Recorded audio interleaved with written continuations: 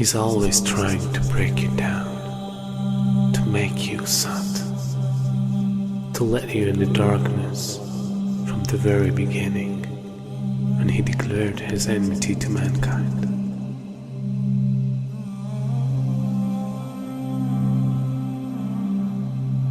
And throughout the history, he caused evil and destruction between every nation.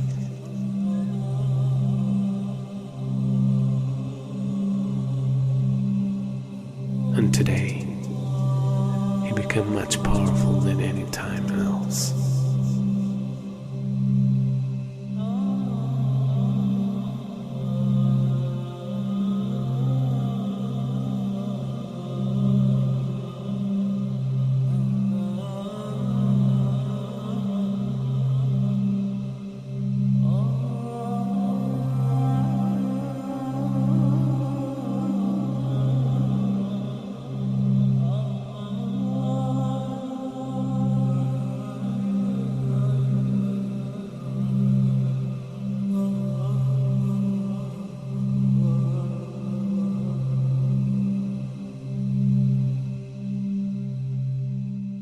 A new world order, a world where the rule of law, not the law of the jungle, governs the conduct of nations. When we are successful, and we will be, we have a real chance at this new world order, an order in which a credible United Nations can use its peacekeeping role to fulfill the promise and vision of the UN's founders.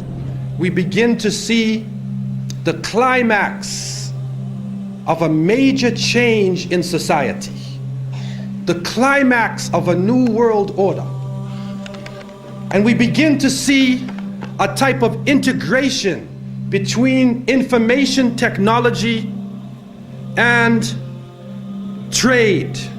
We begin to see the economy, politics, culture, and ideology being transported simultaneously from nation to nation.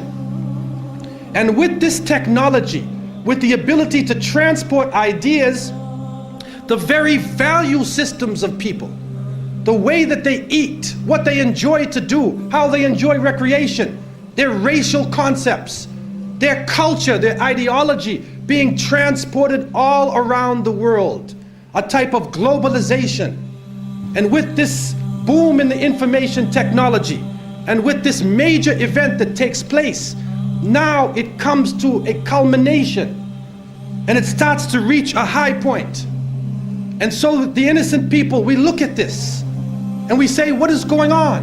What is happening to the world that had so many different varying views, different nations, different ways of approaching things that can complement each other?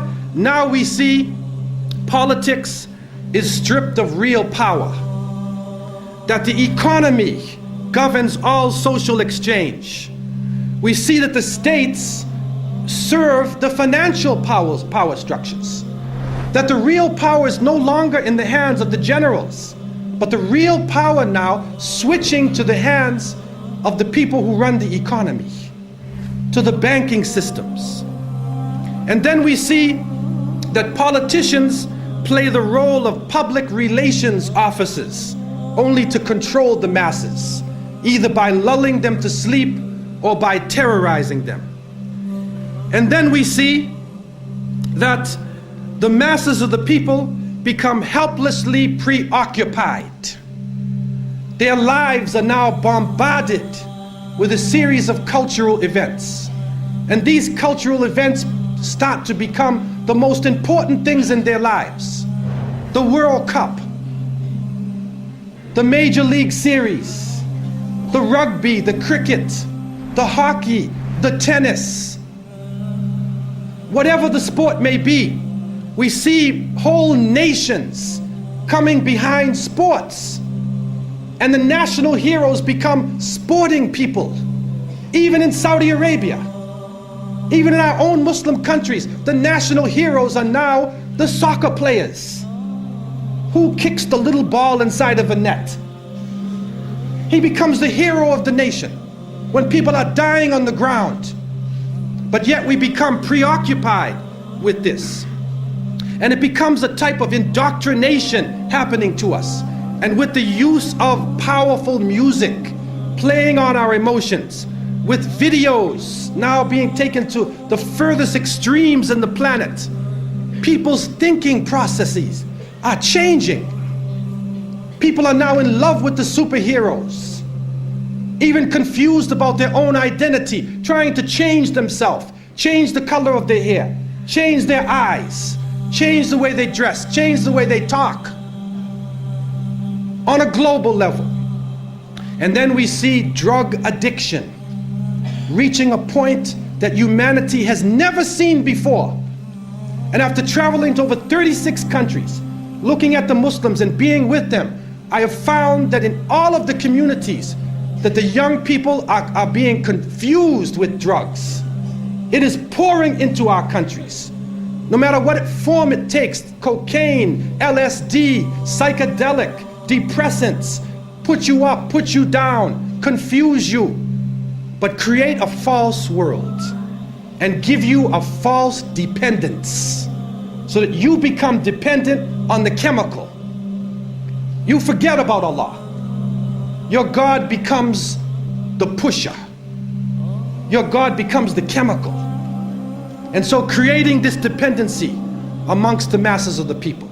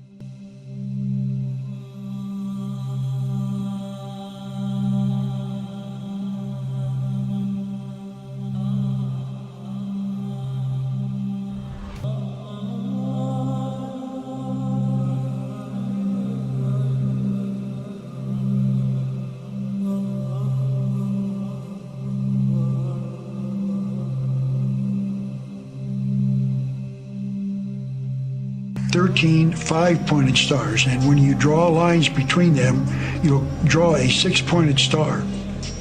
If the hexagonal star is lifted out and placed over the image of the pyramid, its points indicate specific letters in the Latin inscription surrounding it, which are thought to be an anagram.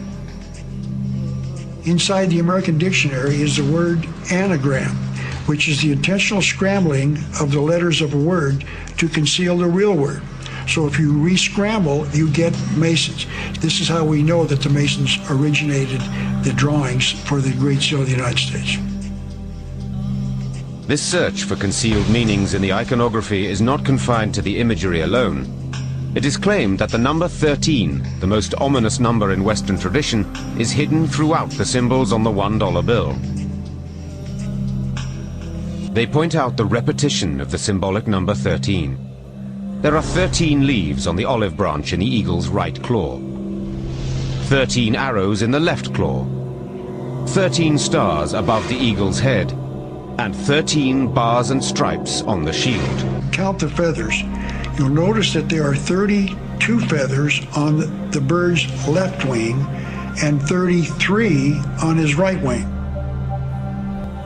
This is understood to refer to the 33 degrees of Masonry introduced by the Supreme Council of the Scottish Rite, America's most prominent Masonic order, whose national HQ is in Washington.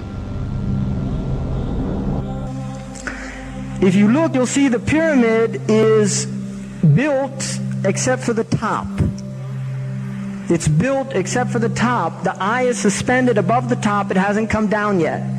Because they believe until they've finished the Masonic project, which is the what they say on the bottom, Novus Ordo Seclorum, and then Annuetta Chapters, he is pleased with our project. In other words, the God they believe in is pleased with our project. What is the project? This is the question. What is the project that this God is pleased with? The project is literally the secularization of the world. To completely strip the world from religious beliefs. This is the project, and that is why it is called Novus Ordo Seclorum, a new secular or worldly order.